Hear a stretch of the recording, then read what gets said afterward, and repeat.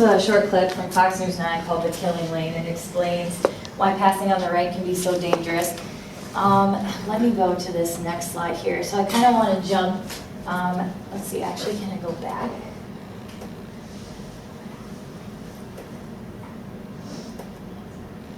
Okay, going back to this real quick.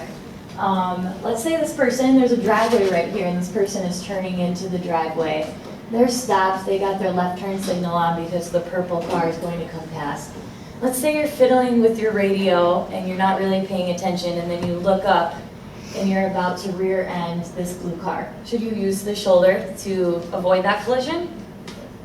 Yeah, you should. You should, because we don't want to rear end somebody. Is it still illegal? It is, yeah. And when we're coming up on that blue car, let's say you're going to rear end him, you're going to use this shoulder to safely get away from him, but we still want to stop because we don't really know the real reason and why that blue car is stopped. There could be something up ahead, like we see, like, okay, it looks like he's about to turn into a driveway, but you just never really know, so you always got to treat situations like that with caution. So even though it's still illegal, you want to avoid that collision, so you're going to safely, get over to the shoulder, totally, completely stop, and then you're going to continue forward. This is the Minnesota Highway Safety and... Okay, looking at this diagram here, the blue car is waiting to make a left turn. Oops, I'm on the wrong page. Here we go. The blue car is waiting to make a left turn, and the red car wants to continue straight. So in this scenario, can the red car pass the blue car on the right? No, very good. Why is that? It's a right turn lane. Yeah, it's a right turn lane, yeah. So coming up on this, you can only turn right. It's not a bypass lane. And then when we're looking at the order of cars, in what order should the cars proceed through this intersection? Yeah, the blue car. Purple is making a left turn too, but the blue car is at the intersection first. How about after the blue car, who goes? So this car, there's no stop signs here or anything, so the red car's following the blue car. The blue car went, red car's coming after, so who goes after the blue car? Right. The red car, yep. Purple's making a left turn, therefore we'll have to yield to the red car who's going straight. Okay, how about after the red car, who's gonna go? Purple. The purple car. Purple has right of way because black has to yield to everyone else in the cross street. And then finally, when the coast is clear, the black car can go.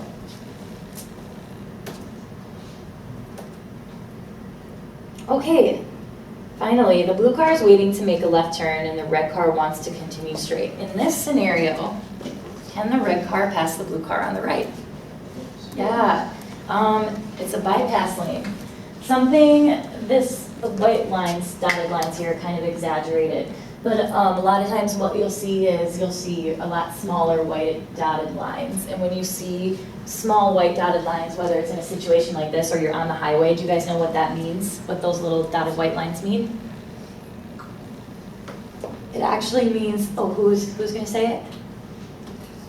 It just means that lane is going to disappear. So for a short amount of time, you've got that bypass lane to go around that blue car.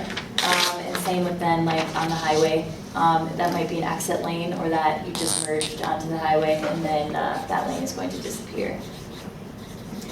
And then what order should the cars go through this intersection? First the blue, right? And then the purple and the red simultaneously can go. Okay, now we're coming up on some driving scenarios, and you're going to be needing to pay attention to what the hazards can be. So in this next one, we're looking for what the hazard is going to be.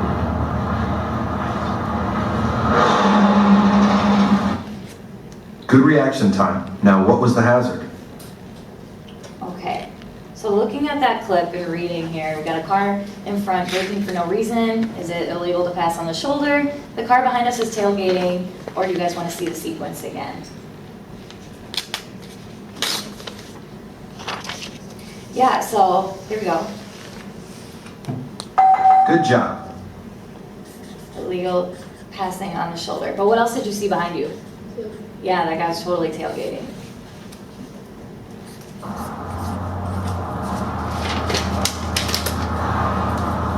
So what do you see going on around you here? Describe what was going on around you. I'll play that one again so you guys can see that.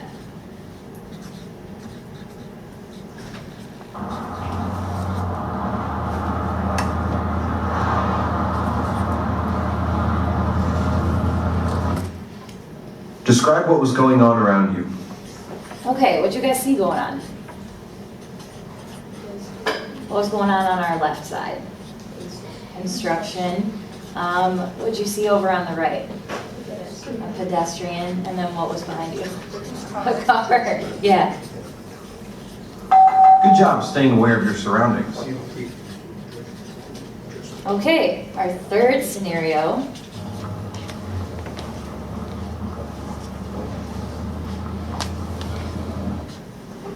Okay, what was the hazard? What did you guys see happening there? Yeah, the car in front of us is making a turn with no signal. I also think it's kind of wonky that he's just like all of a sudden out in the middle of traffic trying to make that right turn. Yes, turning without signaling can be dangerous. He also, let's see. So besides not using a signal, he crossed over that center line and he went left to turn right. So that's something you want to avoid. When you're making a right turn, you don't want to be going into And he oncoming traffic. turned into the wrong lane. Yeah, he turned into the wrong lane. Okay, here's our fourth scenario.